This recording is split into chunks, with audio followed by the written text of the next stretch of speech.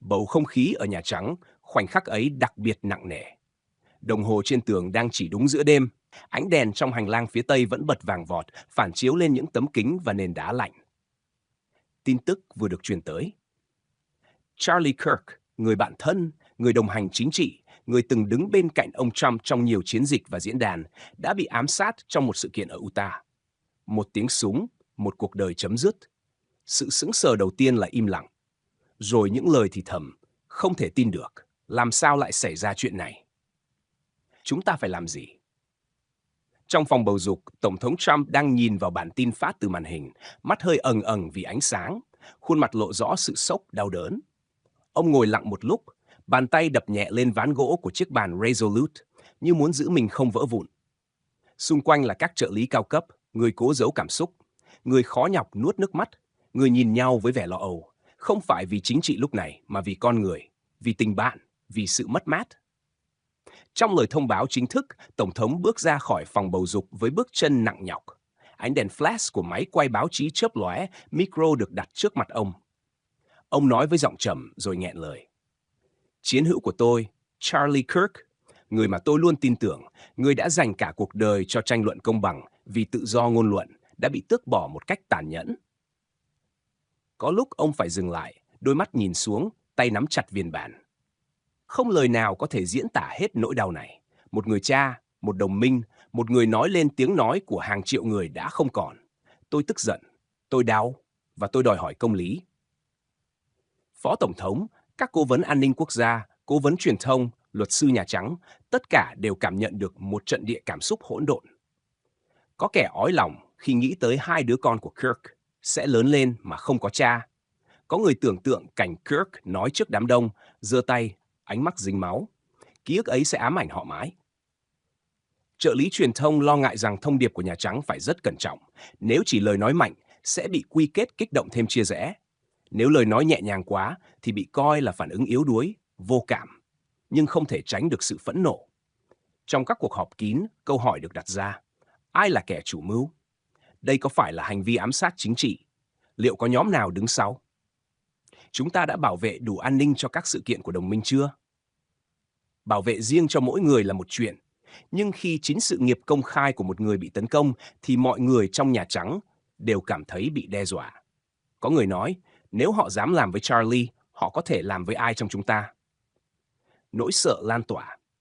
Bên cạnh phẫn nộ có sự đấu tranh nội tâm. Giữa việc phản ứng mạnh mẽ, đôi khi dùng lời lẽ công kích, và việc cần phải kiềm chế, cần phải kêu gọi đoàn kết và chống bạo lực chính trị. Ông Trump yêu cầu thông cáo báo chí phải nhấn mạnh, không chỉ lên án vụ ám sát này, mà phải lên án mọi loại bạo lực chính trị, dù từ bên nào. Phó Tổng thống nhắc, chúng ta không muốn trở thành những người bị ám ảnh bởi căm ghét, nhưng chúng ta cũng không thể im lặng khi kẻ xấu hành động. Có những giọt nước mắt, không chỉ của người trong gia đình Kirk khi Nhà Trắng liên lạc để gửi lời chia buồn, mà cả từ những trợ lý, nhân viên Nhà Trắng nhớ lại ký ức về Kirk. Những cuộc nói chuyện, những lời chúc trước khi đi sự kiện, những dòng bình luận, những bài phát biểu hàng đêm. Có người viết trong nhật ký. Tối qua, Charlie vẫn bảo tôi rằng mọi thứ chúng ta làm là vì nước Mỹ. Và nay, cái chết đã phá tan lời nói ấy.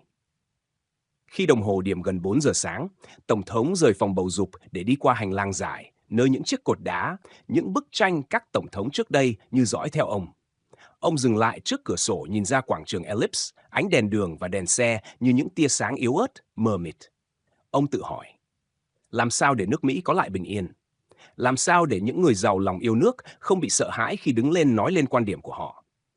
Sự yếu đuối, sự do dự và lòng quyết tâm tất cả hòa lẫn trong tâm trí ông. Vài giờ sau, bản ghi âm từ Bộ An ninh Nội địa thông báo đang điều tra, nghi phạm chưa rõ, có manh mối liên quan tới tư tưởng cực đoan.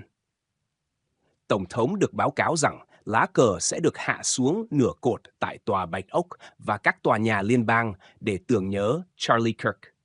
Truyền thông quốc gia dồn dập, có những người hỏi về trách nhiệm, có người lên án truyền thông đã đóng góp vào việc thổi phồng sự thù địch. Có người đòi hỏi chính quyền phải có hành động luật mới chống bạo lực chính trị, tăng cường an ninh sự kiện, xử lý lời nói nguy hiểm, hate speech. Tới sáng, Nhà Trắng phát đi tuyên bố chính thức. Chính phủ Hoa Kỳ và Tổng thống cam kết tìm ra sự thật, đưa hung thủ ra trước pháp luật, bảo vệ mọi người có quan điểm chính trị khác nhau, bảo vệ quyền tự do ngôn luận, khẳng định rằng bạo lực vì chính trị không được dung thứ. Âm điệu vừa kiên quyết vừa cầu hòa. Vì Tổng thống hiểu rằng nếu đáp trả bằng căm hờn, với lời lẽ thù hằn, có thể làm cho toàn bộ xã hội sụp đổ trong chia rẽ. Nhưng lòng phẫn nộ vẫn chất chứa. Ông muốn rõ ràng, muốn công bằng, muốn rằng cái chết của Charlie Kirk không trở thành một vết thương mà người ta dễ dàng quên lãng. Trên các phương tiện truyền thông xã hội, phản ứng bùng nổ. Những người ủng hộ Trump gọi Charlie là liệt sĩ tự do, anh hùng chống lại người bịt miệng. Một số người cố đổ lỗi cho phía bên kia chính trị, gọi cánh tả cực đoan. Những người cố làm người khác tắt tiếng, không lương tri. Có những cuộc tuần hành nhỏ, lời kêu gọi biểu tình, những lời cầu nguyện, những bài đăng đầy cảm xúc. Nhưng cũng có những tiếng nói cảnh báo. Bạo lực không phải giải pháp. Một lời nói không đúng có thể dẫn đến lời nói nguy hiểm, nhưng đừng để lời nói nguy hiểm dẫn tới súng ống và máu. Và rồi, một thông điệp được chuẩn bị cho buổi sáng sau.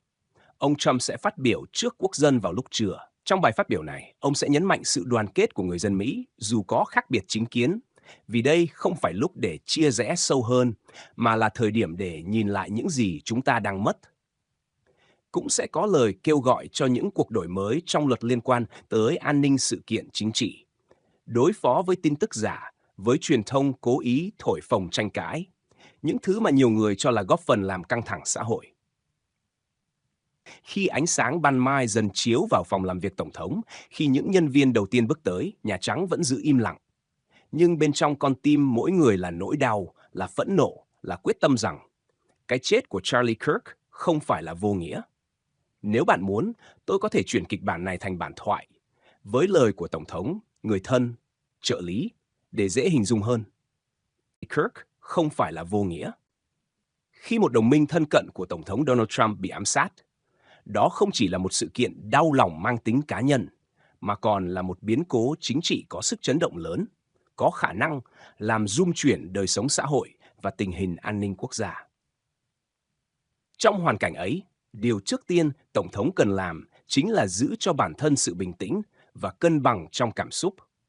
Một nhà lãnh đạo cao nhất của quốc gia không thể để sự tức giận hay nỗi đau chi phối toàn bộ hành động, bởi nếu phản ứng cảm tính, ông có thể vô tình tạo ra những hệ quả khó kiểm soát, làm gia tăng chia rẽ và bạo lực chính trị. Thay vào đó, Trump cần thể hiện bản lĩnh của một nguyên thủ, người có khả năng biến nỗi đau thành sức mạnh để dẫn dắt đất nước vượt qua sóng gió. Hành động đầu tiên mà Tổng thống cần tiến hành là đưa ra một tuyên bố chính thức, ngắn gọn nhưng mạnh mẽ, bày tỏ sự thương tiếc sâu sắc trước cái chết của đồng minh. Ông phải gửi lời chia buồn chân thành đến gia đình nạn nhân, khẳng định rằng sự hy sinh này không chỉ là mất mát riêng cho gia đình, mà còn là mất mát cho toàn xã hội và cho nền dân chủ Hoa Kỳ. Trong lời phát biểu ấy, ông cần sử dụng ngôn từ có tính gắn kết, tránh công kích trực diện vào các đối thủ chính trị, mà thay vào đó nhấn mạnh vào giá trị nhân bản, sự đoàn kết và sự cần thiết phải bảo vệ an toàn cho mọi công dân, bất kể quan điểm chính trị nào. Bởi lẽ, nếu chỉ tập trung vào việc đổ lỗi, lời phát biểu có thể khiến tình hình căng thẳng leo thang, tạo thêm cớ cho bạo lực trả đũa. Bước tiếp theo, Tổng thống Trump cần triệu tập ngay một cuộc họp khẩn cấp với các cơ quan an ninh quốc gia, FBI, Bộ An ninh Nội địa, Mật vụ và các cơ quan tình báo để nắm bắt toàn bộ thông tin sơ bộ về vụ ám sát. Ông cần đặt câu hỏi thẳng thắn: nguyên nhân, động cơ, kẻ tình nghi và liệu có mối liên hệ nào đến khủng bố trong nước hoặc quốc tế. Trên cơ sở ấy, Trump phải ra lệnh điều tra toàn diện, cam kết với nhân dân rằng chính quyền sẽ làm mọi cách để đưa thủ phạm ra trước công lý. Khi người dân thấy Nhà Trắng phản ứng nhanh chóng, quyết liệt và minh bạch, họ sẽ cảm thấy an tâm và tin tưởng hơn thay vì chìm trong mang hoặc suy đoán. Bên cạnh yếu tố an ninh, Tổng thống, Cộng thống cũng cần chú trọng đến khía cạnh chính trị, xã hội. Một vụ ám sát đồng minh không chỉ đơn thuần là hành vi tội phạm, mà còn là thông điệp bạo lực nhắm vào một phe phái hoặc tư tưởng. Do đó, ông cần kêu gọi các lực lượng chính trị, cả phe Cộng hòa lẫn Dân chủ, cùng chung tay lên án hành động bạo lực. Một tuyên bố chung từ hai đảng về việc phản đối bạo lực chính trị sẽ gửi đi thông điệp mạnh mẽ rằng những kẻ cực đoan không thể chia rẽ đất nước này. Nếu chỉ biến sự kiện thành một cuộc đối đầu đảng phái, kẻ thù ác sẽ đạt được mục tiêu. Đó là gieo rắc hận thù và sự nghi kỵ lẫn nhau. Trong giai đoạn này, Tổng thống cũng cần cân nhắc đến an ninh cá nhân và an ninh cho những đồng minh khác. Một vụ ám sát có thể chỉ là phần nổi của tảng băng, có thể còn những âm mưu tiếp theo đang chờ thời điểm ra tay.